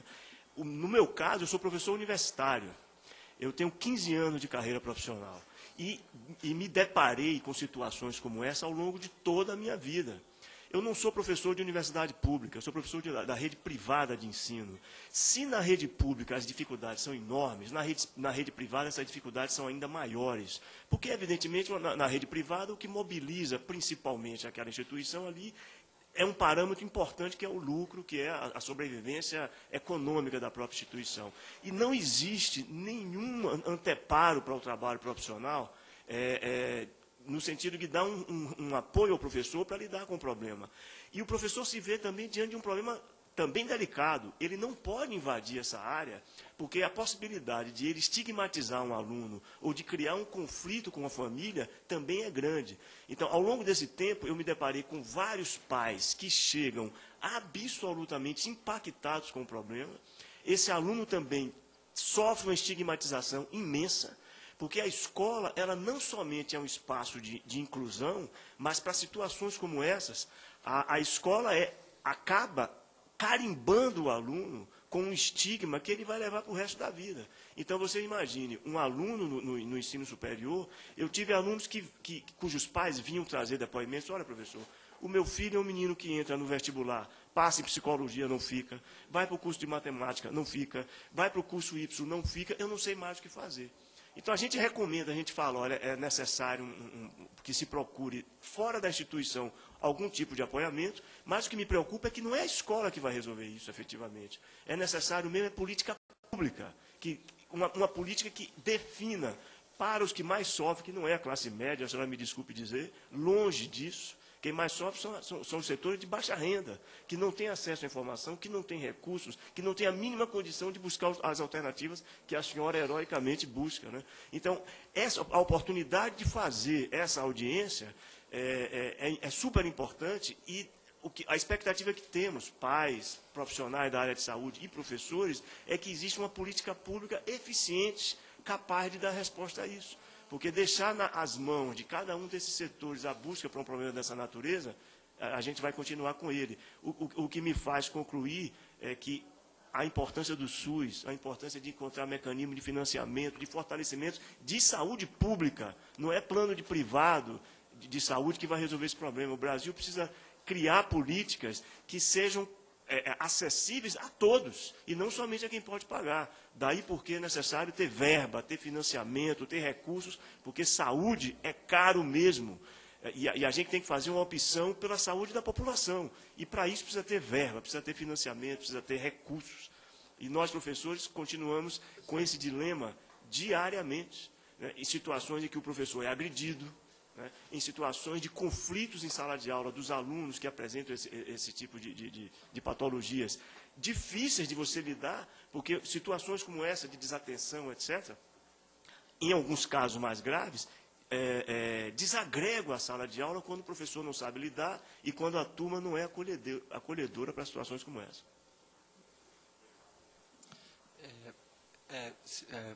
Só um minuto. Aproveitando a palavra do professor, no nosso Centro de Saúde 15, a gente acolheu e acolhe todas as crianças encaminhadas pela escola. Agradeço as palavras do Dr. Sérgio, porque, na verdade, eu sou psiquiatra de adulto. Eu passei a me interessar por psiquiatria infantil de um ano para cá e me dediquei a estudar isso, porque eu tenho uma filha com diagnóstico de TDAH, todo esse sofrimento pelo qual os pais de crianças portadoras de TDAH passam, eu passei. Então, eu senti na minha própria carne a dor, e isso, obviamente, me sensibilizou muito quando sou chamado na escola e informado que a minha filha não está tendo um desempenho escolar esperado, dentro dos parâmetros da turma, estava ficando para trás, e recomendou vários profissionais, procuramos a todos, até levarmos ao neuropediatra que fez a prescrição do metilfenidato. 3, 4 meses depois, vou à escola, com reunião com as professoras, meu coração acelerado, com medo do que eles iam me falar, e aí eles me falaram que a Isabela tinha melhorado muito, que a Isabela era outra criança, era outra pessoa, e me perguntavam o que a gente fez com ela, né? Emocionadamente, eu chorei no relato, e isso me fez eu me solidarizar com as crianças da escola pública que não tem recurso, que não vai ser feito diagnóstico, e essa criança com 15, 16 anos vai estar com a sua capacidade acadêmica absolutamente comprometida, semi-analfabetos, alijado do processo, vai para a profissão, subprofissão, para ganhar subsalário, né? Ou evoluir para a criminalidade, para a dependência química. Por isso, a gente tem a responsabilidade de mobilizar o serviço público para garantir atendimento adequado para toda criança que seja portadora de TDAH. Lá no Centro de Saúde, a gente tem todo o cuidado de ter reunião com os professores, para capacitar os professores, a fim de que os professores identifiquem essas crianças e possam fazer um encaminhamento adequado dessa criança. Claro que o nosso centro de saúde é muro com a escola, isso facilita e a gente tem uma excelente relação. Se eu ficasse esperando um psiquiatra infantil, doutor, a gente encaminhava para o COMP, aqui em Brasília tem um COMP, essas crianças perambulavam e retornavam 2, 3 anos sem qualquer atendimento, porque o COMP não dá conta da demanda que procura o COMP. Eu falei, bom, eu sou psiquiatra, a minha filha está com problema, tem outras crianças que estão tendo esse mesmo problema. O que vai ser dessas crianças, né? A enfermeira Doris é a que coordena o programa lá no Centro de Saúde, né? Então, a gente montou uma equipe multidisciplinar dentro das nossas possibilidades, que é a enfermeira Doris, que é especialista na infância, eu como psiquiatra e um pediatra. Mas nós precisávamos de uma psicopedagoga e de uma fonoaudióloga, porque a gente sabe que o tratamento é multidisciplinar e, via de regra, essas crianças apresentam outros problemas que vão precisar de atenção. Mas o que eu queria enfatizar aqui é o que o professor acabou de dizer. O Brasil, num determinado momento da sua história, sonhou algo que é, no meu modo de entender, impossível. O Brasil, num determinado momento da sua história, sonhou o que eu acho que é absolutamente impossível, que foi a criação do SUS. O SUS propõe assistência à saúde universal, democrática para todo brasileiro. Nós temos 190 milhões de brasileiros. Nós não temos dinheiro para garantir saúde adequada para 190 milhões de brasileiros. O que nós vamos fazer? O que nós vamos fazer? E como o professor falou, a saúde é cara, mas é constitucional. É constitucional. A saúde é obrigação e dever do Estado. Se o Estado não pode garantir saúde para todo brasileiro, ele se esfacele. Reconheça que não pode funcionar como Estado. Ponto final. Porque é uma obrigatoriedade constitucional. Quando eu tenho uma criança e que ela não pode usar a Ritalina, que custa 20, 15 reais, ou que é disponibilizada aqui em Brasília, e eu entendo que ela precisa usar o Concerta, por exemplo, que custa 300 reais, eu faço um relatório incisivo, oriento a pessoa, para a pessoa ir ao Ministério Público, para o Ministério Público obrigar o Estado a garantir aquela medicação para aquela criança. Na minha consciência, é um crime eu pegar uma criança com 5, 6, 7 anos de idade, com TDAH, e não oferecer a ela nenhum tipo de tratamento. Quanto mais o tempo vai passando e essa criança não recebe um tratamento adequado, piora o prognóstico. E eu sinto isso como se fosse na minha própria filha. É por isso eu estou aqui, por isso eu aplaudo, enfim, estou à disposição, faço o que for possível, porque a gente tem a obrigação de garantir essas crianças. O problema é que a gente não vê isso objetivamente, né? É como se fosse um iceberg, né? Está vindo o Titanic lá, e o Titanic não está vendo o iceberg, está lá na frente, vai bater, vai afundar. Essas crianças com TDAH hoje, a gente não vê nada nelas. A gente vai ver quando elas estiverem com 18 anos, botar um revólver na nossa cabeça. Aí a gente vai ver, mas aí é tarde. Aí é tarde. Permito, por mais 1 minuto. Não, eu queria só esclarecer aqui. Quando eu disse que classe média hoje está sendo... Eu não quis dizer que os menos favorecidos não estão melhores do que eu. Eu sei, eu tenho plena consciência disso. Eu sou uma pessoa que adoro ajudar todo mundo. Eu já me envolvi com cursos para TDAH, dava curso de graça. Bom, enfim, o que eu quis dizer é que eu como cidadã também...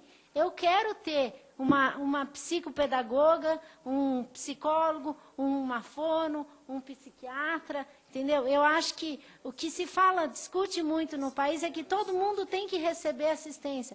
Mas eu pago plano de saúde e não posso usar em nada, porque psicólogo, psicopedagoga, ninguém atende plano de saúde. Eu pago medicamento, mas não posso pegar na rede pública, porque eu tenho que consultar com o médico da rede pública. Para eu consultar com o médico... Então, é uma confusão que existe hoje. O país realmente tem um problema sério no SUS, né, que todos nós sabemos, mas o doutor Sérgio vai saber nos dizer como é que no Canadá funciona. Está certo que lá tem o quê? 30 milhões de habitantes? Pô, não são 190. Mas eles conseguiram, nós também somos capazes. Não, que eu posso dizer, não sei se você teria 1 minuto, deputado. Então, em relação à enfermeira Doris, eu queria parabenizar a senhora pelo que a senhora falou e lembrar que no transtorno do déficit de atenção é um transtorno tem uma forte componente genético.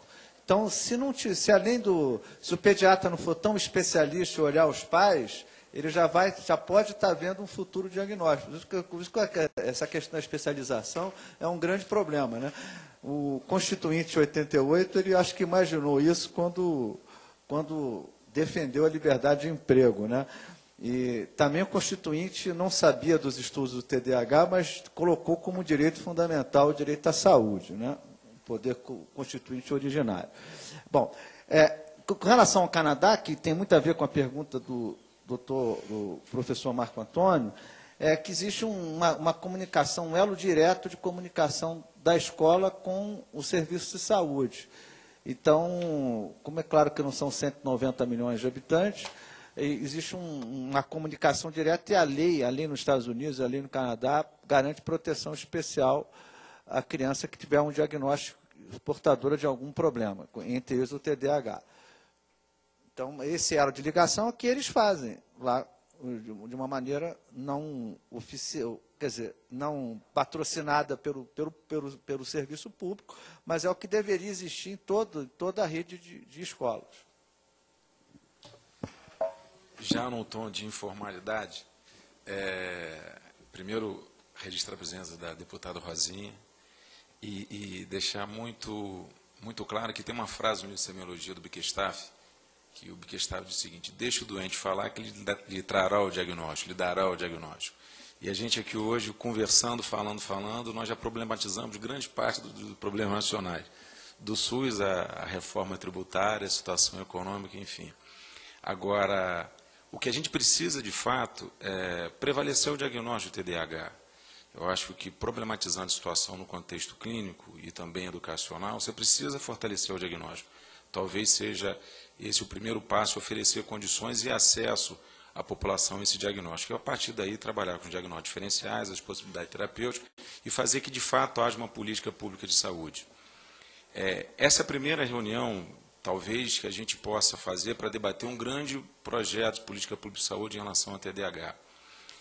De forma assim, muito simples, muito humilde, nós fizemos a seguinte proposição nesse plano. Primeiro, lógico, vir a sociedade discutir. Segundo, fazer com que as pessoas identificadas como possíveis portadoras de TDAH, na escola ou em casa, pudessem ser encaminhadas para a rede pública, através do PSF. E que lá no PSF, havendo uma pessoa já informada, seja o enfermeiro que possa acolher, seja o médico ou o pediatra, pudesse encaminhar para o centro de atenção psicossocial.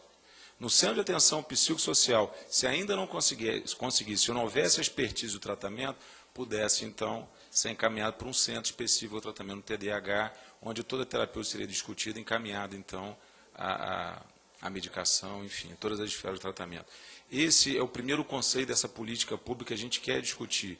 Isso não é uma caixa que está lacrada, muito pelo contrário, mas precisa vir à sociedade para que a gente possa discutir. Agora, é muito importante, hoje a gente tem percebido isso no mundo inteiro e, consequentemente, no Brasil, que a sociedade se manifeste. Existem as intenções dessa casa, do parlamento, das comissões, que acabam não tendo ressonância na sociedade. Uma audiência pública como essa, apesar da dificuldade, você marca, desmarca, mas pessoas significativas no contexto do TDAH, em determinado momento, não quiseram vir. Né? Então, é muito importante que a sociedade se manifeste, que fale, e que essa possa ser uma audiência que a gente possa replicar em outros níveis. Bom, eu vou dar a palavra ao senhor lá de trás, e a gente precisa finalizar, até por conta do regimento interno.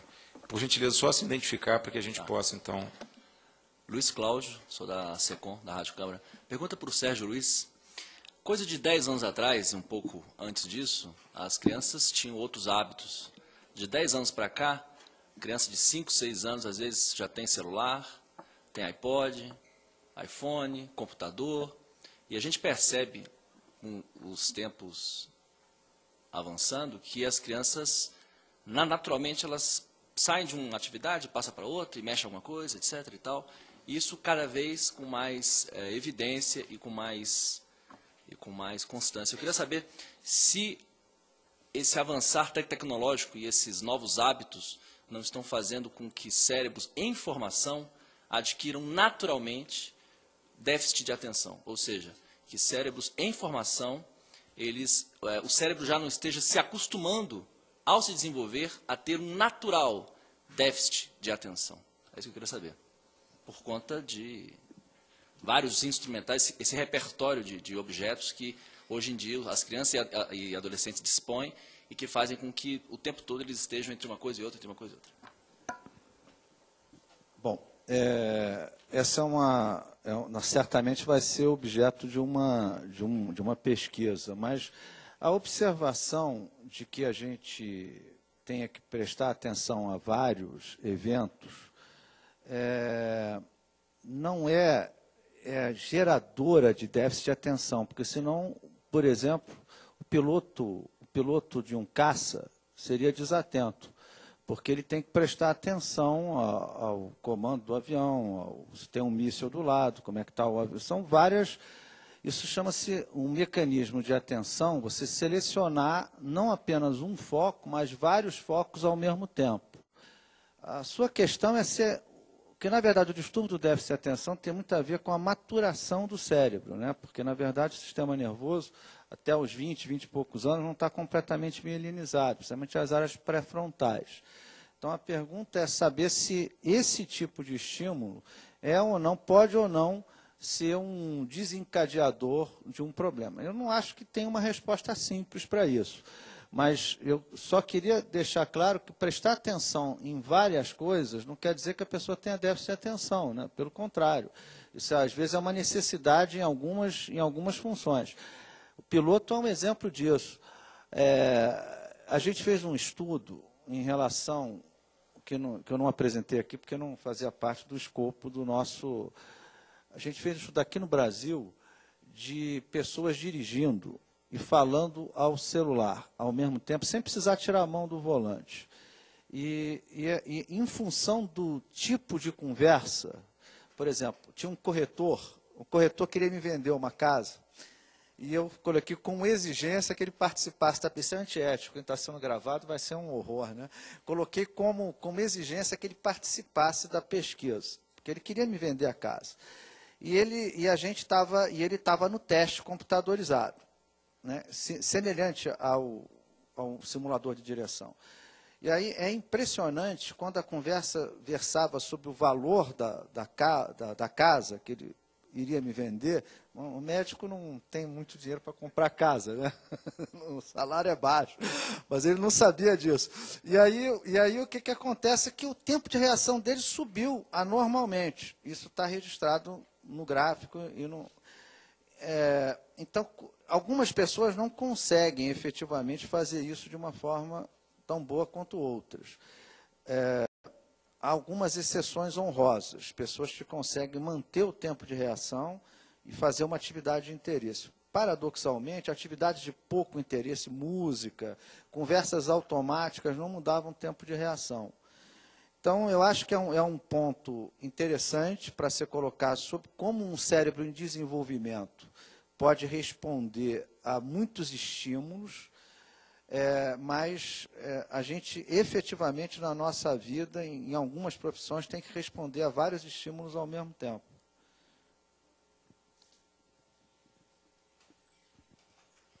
Pode aumentar a prevalência, né? Pode ser que a ideia, no fundo dele, é que a prevalência esteja aumentando. Possa estimular déficit de atenção, né?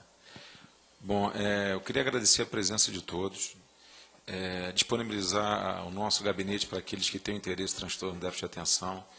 Existe hoje na rede, aqui na casa, o nosso projeto, depois eu vou encaminhar o Miguel, vou encaminhar o Sérgio. Quer dizer, na verdade, é um projeto de indicação do Ministério da Saúde, mas vou passar agora por 1 minuto, não necessariamente 60 segundos, a despedir de cada um de vocês.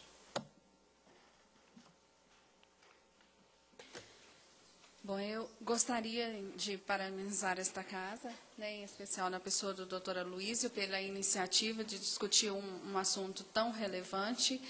E no que compete à questão sanitária, a Anvisa nos deixar à disposição para que a gente possa contribuir nos aspectos que competem realmente à vigilância sanitária e deixar claro, né, que é perfeitamente possível conciliar, mesmo quer quaisquer sejam a situação, o uso racional. E é isso que a gente busca. Então, nos aspectos que são relevantes em relação à terapia medicamentosa, a gente está à disposição para continuar contribuindo, né, e tem todo o interesse de poder contribuir com essa discussão e ajudar a estabelecer diretrizes para uma política pública que realmente atenda, né, a todos que precisam, para que a gente possa evitar problemas futuros, né, e problemas aqui relatados que certamente vão refletir na saúde pública lá na frente. Então é isso. Muito obrigada. Doutor Sérgio, por gentileza. Foi um prazer estar aqui presente, ouvi muitas perguntas interessantes. Eu acho que o constituinte do Poder Originário, em 88, ficaria feliz de saber que o doutor Aloysio está aqui levando uma bandeira extremamente importante adiante. Foi um prazer estar aqui, aprendi muito, e com vocês também aprendi bastante. Muito obrigado. Encerrada a sessão.